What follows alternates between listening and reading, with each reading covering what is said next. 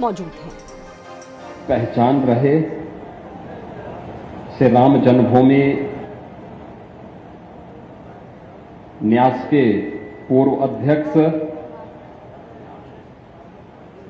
दिगंबर अखाड़ा अयोध्या के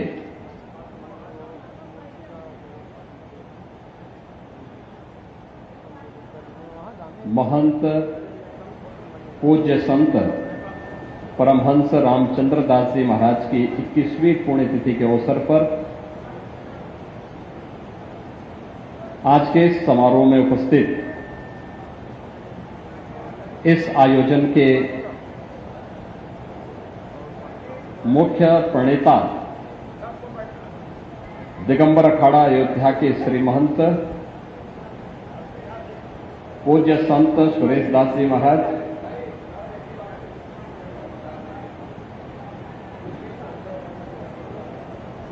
जगतगुरु रामानुजाचार्य पूज्य संत वासुदेवाचार्य जी महाराज,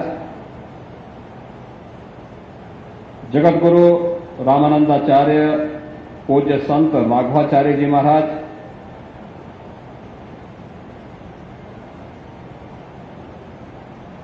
निर्वाणी अखाड़ा के श्री महंत पूज्य संत धर्मदास जी महाराज, वृंदावन धाम से पधारे पूज्य संत विजय कौशल जी महाराज,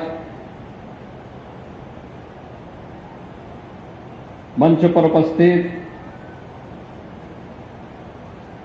अयोध्या धाम और देश के अलग अलग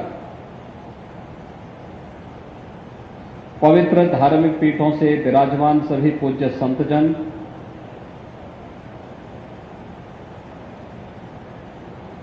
इस पूरे कार्यक्रम के आयोजक दिगंबर अखाड़ा अयोध्या के उत्तराधिकारी श्री महंत राम लखन दास जी महाराज, उत्तर प्रदेश सरकार के वरिष्ठ मंत्री और अयोध्या के प्रभारी मंत्री श्री सूर्य प्रताप शाही जी, यहां के महापौर महंत गिरीशपति त्रिपाठी जी, हमारे माननीय विधायकगण श्री वेद प्रकाश गुप्ता जी, रामचंद्र यादव जी, अमित सिंह चौहान जी,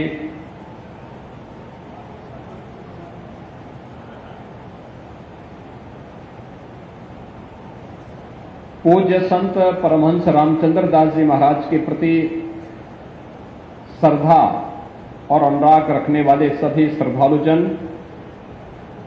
और उपस्थित बहनों और भाइयों,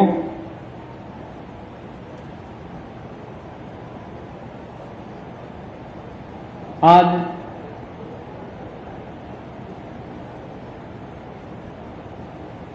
मर्यादा पुरुषोत्तम प्रभु श्री राम के परम भक्त पूज्य संत परमहंस रामचंद्र दास जी महाराज की 21वीं पुण्यतिथि है।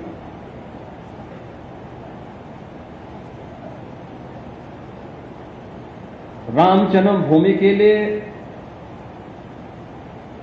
जिनका पूरा जीवन समर्पित रहा हो, जिन्होंने अपने जीवन का एक मिशन इस आंदोलन को बनाया हो, ऐसे पूज्य संत की भव्य और दिव्य प्रतिमा के अनावरण का भी मुझे अवसर प्राप्त हुआ और सचमुच मूर्ति की जो परिकल्पना थी उसी के अनुरूप परमहंस जी मूर्ति को देखकर के ऐसे लग रहा था जैसे वे अभी कुछ बोलने वाले हैं। ये मेरा सौभाग्य है कि 21 वर्ष के बाद ही सही दिगंबर अखाड़ा में पूज्य परमहंस रामचंद्र दास जी महाराज की इस भव्य और दिव्य प्रतिमा को स्थापना का सौभाग्य मुझे प्राप्त हुआ है, क्योंकि जब परमहंस रामचंद्र दास जी महाराज की बात आती है तो गोरक्षपीठ, गोरखपुर और दिगंबर अखाड़ा अयोध्या वे एक दूसरे के पूरक बनकर के कार्य करते थे। आज से नहीं, 1940 के दशक से जब पूज्य परमहंस रामचंद्र दास जी महाराज का जब वे अपने बचपन में यहां आए थे, अयोध्या धाम में आए थे, तब से उनका लगाव गोरक्षपीठ के साथ था। तत्कालीन गोरक्षपीठाधीश्वर पूज्य महंत दिग्विजयनाथ जी महाराज के सानिध्य में रहकर के राम जन्मभूमि आंदोलन आगे बढ़ना है, इसके लिए बनने वाली रणनीति का हिस्सा बनकर के 1949 में रामलला के प्रकटीकरण के साथ ही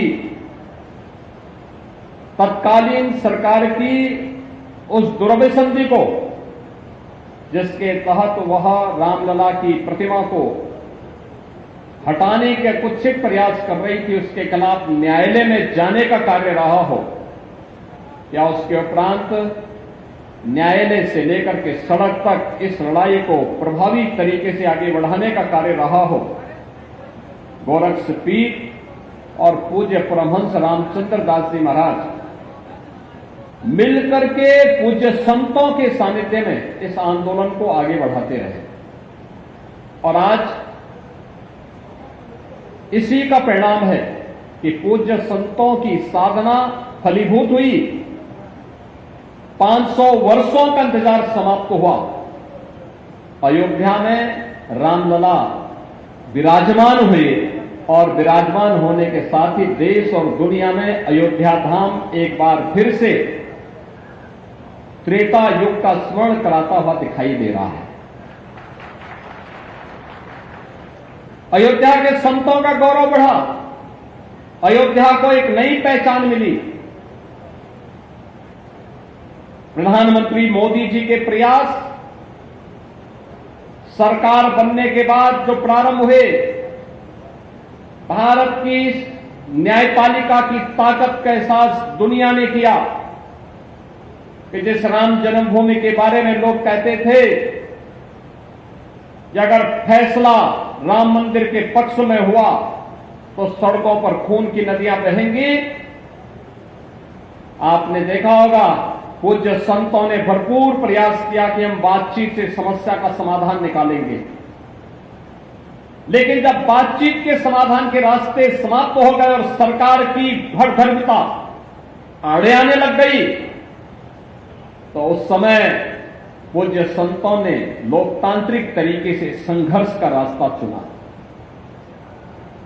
संघर्ष का रास्ता चुनने के उपरांत आप सबने इस बात को देखा होगा, आंदोलन बड़े मजबूती के साथ पूरे देश के अंदर आंदोलन आगे बढ़ा और आंदोलन के आगे बढ़ने की स्थिति थी। ये न्यायालय में फिर मामला जाता है और अंततः प्रधानमंत्री मोदी जी के आगमन के बाद भारतीय जनता पार्टी की डबल इंजन सरकार बनने के उपरांत इस समस्या के समाधान का मार्ग निकले। हमने देखा होगा जब 5 अगस्त 2020 को मोदी जी ने 500 वर्षों का इंतजार समाप्त करते हुए अयोध्या में माननीय उच्चतम न्यायालय के आदेश के क्रम में भव्य राम मंदिर के निर्माण कार्य का शिलान्यास और भूमि पूजन का कार्यक्रम आगे बढ़ाया था और 22 जनवरी 2024 जब 500 वर्षों का इंतजार समाप्त करते हुए प्रभु रामलला फिर से अयोध्या धाम में विराजमान हुए। ये तिथियां देश और दुनिया की न केवल सनातन धर्मावलंबी के लिए अस्मरणीय बन गई, बल्कि दुनिया के अंदर जहां कहीं भी आस्था को विध्वंस करने का प्रयास हुआ, आस्था के साथ खिलवाड़ हुआ, उन सभी लोगों के लिए एक नई प्रेरणा भी बनी। अयोध्या राम मंदिर का आंदोलन इसी अभियान की एक कड़ी है और जिसके पुरोधा में पूज्य संत परमहंस रामचंद्र दास जी महाराज कि इस भव्य और दिव्य प्रतिमा को आज दिगंबर अखाड़ा में स्थापित करने का गौरव मुझे प्राप्त हुआ है, पूज्य संतों के सानिध्य में प्राप्त हुआ है। मैं सबसे पहले इसके लिए इस दिगंबर अखाड़ा के श्री महंत सुरेश दास जी महाराज को, श्री महंत उत्तराधिकारी महंत श्री रामलखन दास जी महाराज को हृदय से मैं इनका अभिनंदन करता हूं और पूज्य संत परमहंस रामचंद्र दास जी महाराज के श्री चरणों में नमन करते हुए अपनी विनम्र श्रद्धांजलि भी अर्पित करता हूं। बहनों और भाइयों, मैं देख रहा था यहां पर, जैसे ही मैं समाधि स्थली पर पुष्पांजलि करने के लिए गया तो समाधि स्थली में जाने के पहले ही इंद्र भगवान भी प्रसन्न होकर के अपनी बारिश से ऐसे लगता था जैसे वे भी प्रसन्न होकर के पुष्प वर्षा कर रहे हो। संतों की पहचान यही है। उन्होंने एहसास करा दिया। आज परमहंस जी को लग रहा होगा, देखो मेरा संकल्प पूरा हुआ, अयोध्या में रामलला विराजमान हुए। उन पूज्य संतों को की आत्मा को कितनी असीम शांति प्राप्त हुई जब 22 जनवरी 2024 को अयोध्या में रामलला फिर से विराजमान हुए। 500 वर्षों का इंतजार समाप्त हुआ। अयोध्या धाम में फिर से हमारे रामलला विराजमान हुए। उन पूज्य संतों की आत्मा को असीम शांति प्राप्त हुई होती। उन्हें भी अपनी वर्तमान पीढ़ी पर विश्वास हुआ होगा कि हमारी वर्तमान पीढ़ी सही दिशा में कार्य कर रही है। उनका आशीर्वाद देश के यशस्वी प्रधानमंत्री मोदी जी को प्राप्त हुआ।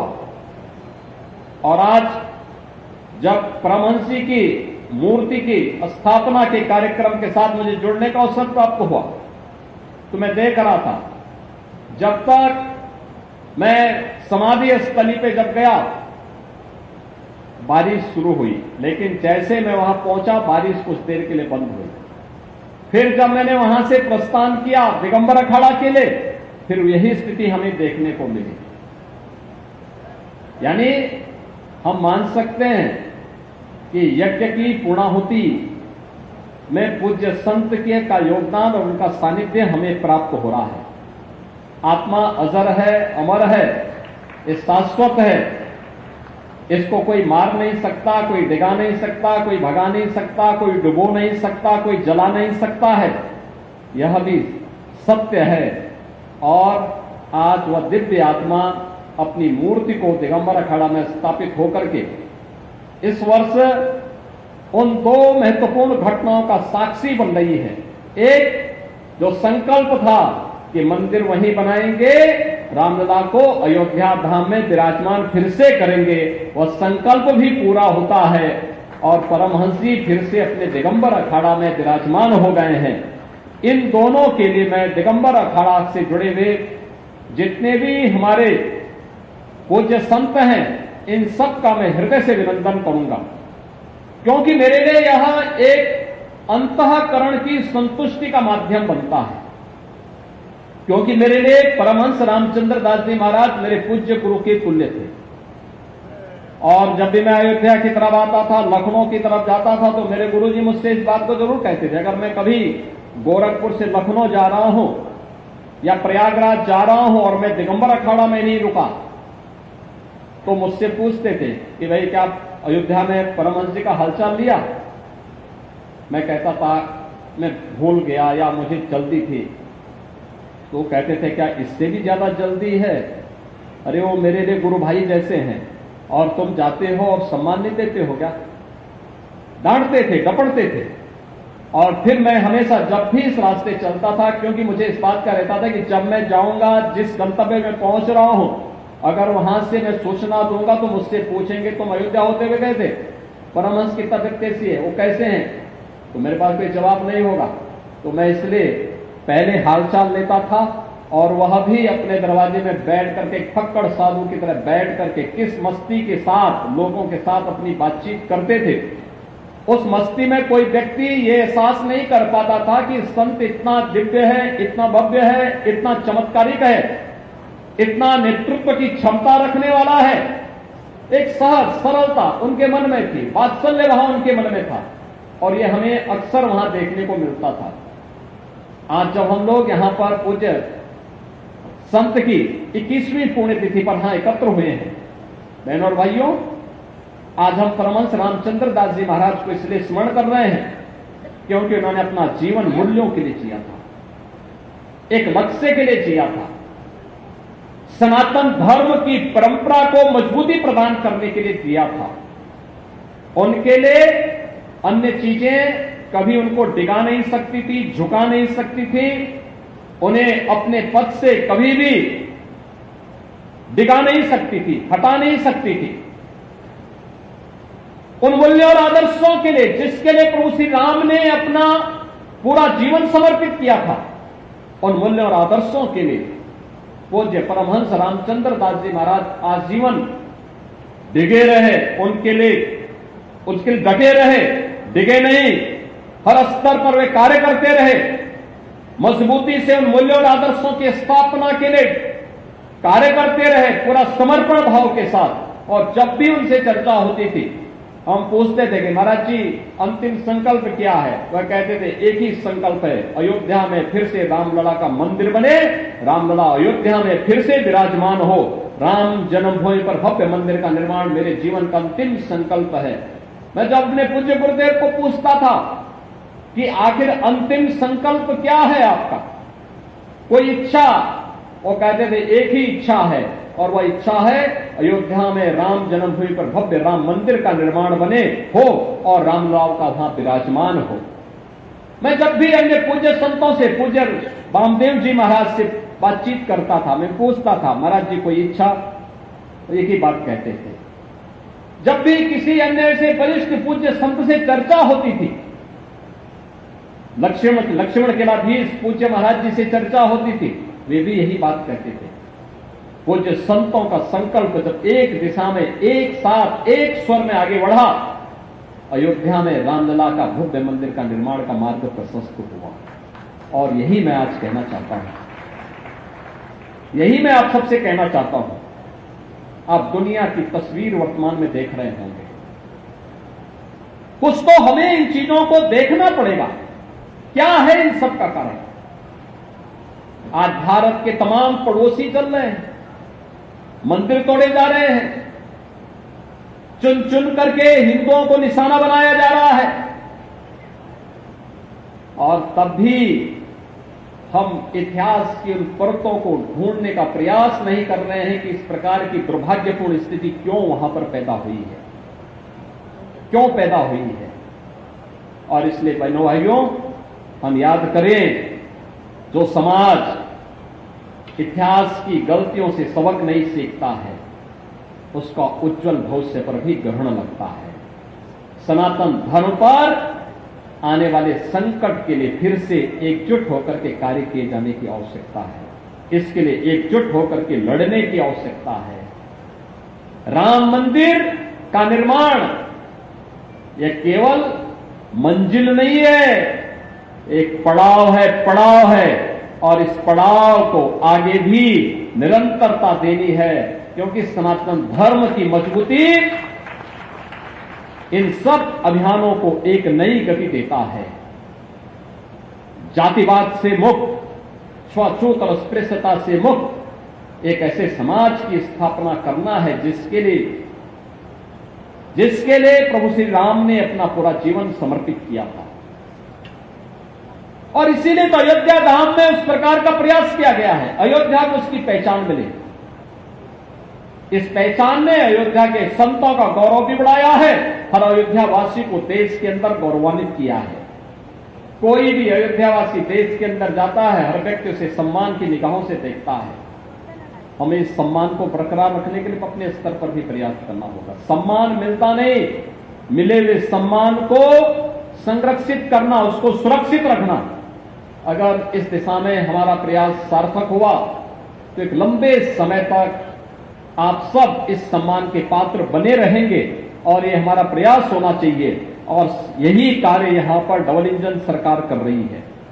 आपने देखा होगा कि यहां पर राम जन्मभूमि परिसर में मंदिर का निर्माण हो रहा है। श्री राम जन्मभूमि तीर्थ क्षेत्र ट्रस्ट इस कार्यक्रम को जन सहयोग से, जन भावनाओं के अनुरूप मूर्त रूप दे रहा है। लेकिन बाहर अयोध्या का सुंदरीकरण हो, इसके लिए 4 लेन की सड़कों का जो अयोध्या के अंदर जुड़ा हुआ है। जो लोग 5-7 साल बाद अयोध्या आए हैं, आज वे अयोध्या आकर के अचंभित होते हैं। अयोध्या आकर के उन्हें लगता है कि वास्तव में हम एक नई जगह आए हैं। अयोध्या में पहले एयरपोर्ट नहीं था, एयरपोर्ट की सुविधा है। इंटरनेशनल एयरपोर्ट की सौगात अयोध्या को मिली है। देश और दुनिया से अयोध्या धाम की कनेक्टिविटी बढ़ी है। रेलवे की बेहतरीन सुविधा यहां प्राप्त हुई है। राम जी की पेड़ी का सुंदरीकरण का कार्य हुआ है। पुरातन पड़ चुके मठ और मंदिरों के सुंदरीकरण और उनकी फसाद के साथ उन्हें जोड़ने की कार्रवाई को तेजी के साथ एक नई गति मिली है। सारे कार्य एक साथ तो नहीं होते, धीरे धीरे करके होते हैं, लेकिन आज वो मूर्त रूप में लेता हुआ दिखाई दे रहा है। यह जो नई पहचान बनी है अयोध्या की, जनता अपेक्षा रखती है इस धाम को त्रेता युग के धाम के रूप में स्थापित करने के संकल्पों के साथ अयोध्या वासियों को भी जुड़ना पड़ेगा। पूज्य संतों को भी इसे स्थानीय स्तर पर अपना सानिध्य प्रदान करना पड़ेगा। एकजुट होकर के इस अभियान को सफलता की नई ऊंचाइयों तक प्रदान करना, सम्मान देना, उस सम्मान को बरकरार रखने के लिए कार्य करना पड़ेगा, अहर्निश प्रयास करना पड़ेगा। आज उसी की परिणति है। एक एक करके अयोध्या के नाम पर सारे कार्य, सारे संकल्प पूरे होते हुए दिखाई दे रहे हैं। अयोध्या धाम आज एक सही दिशा में, सकारात्मक दिशा में आगे बढ़ा है और उस क्रम को हम निरंतरता प्रदान कर सकें, इस दृष्टि से मैं आपके बीच में बार बार आता हूं। और इसीलिए हम लोगों ने कहा था यहां पे आकर के, जो यात्रियों के लिए रेल बसेरा बनेंगे, प्रभु राम के वनवास के समय का सबसे पहले साथी कोई बने थे, निषाद राज बने थे। तो निषाद राज के नाम पर अयोध्या के रेल बसेरा बसेंगे, यात्री विश्रामालय बनेंगे। आज वह काम यहां पे हो रहा है। प्रभु राम की गाथा को सबसे पहले लिपिबद्ध करने का काम किया था त्रिकालदर्शी ऋषि महर्षि वाल्मीकि ने। तो अयोध्या का एयरपोर्ट, इंटरनेशनल एयरपोर्ट, दुनिया के अंदर महर्षि वाल्मीकि के नाम पर पहला एयरपोर्ट कहीं बना है, प्रभु राम की जन्मभूमि अयोध्या धाम में बना है। हम लोगों को इसको भी थोड़ा ऊंचा करना चाहिए। यहां पर यात्रियों के लिए जो भंडारा लगे, उस भंडारे में बनने वाला जो सुस्वादु व्यंजन थे, उस रसोई का नाम था माता सबरी रसोई। माता सबरी ने प्रभु राम को बेर खिलाए थे, चुन चुन करके बेर खिलाए थे। वो बिल्ली थी, लेकिन प्रभु ने भेदभाव नहीं किया, सबको जोड़ा था।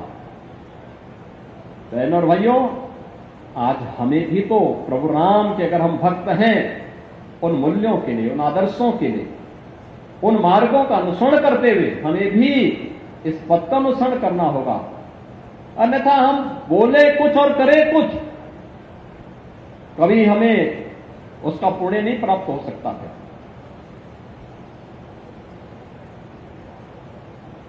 हमें उसके अनुरूप बनना पड़ेगा। शिव की भक्ति के लिए शिव के अनुरूप बनना पड़ेगा। शिवो भूत्वा स्वयं अजेत।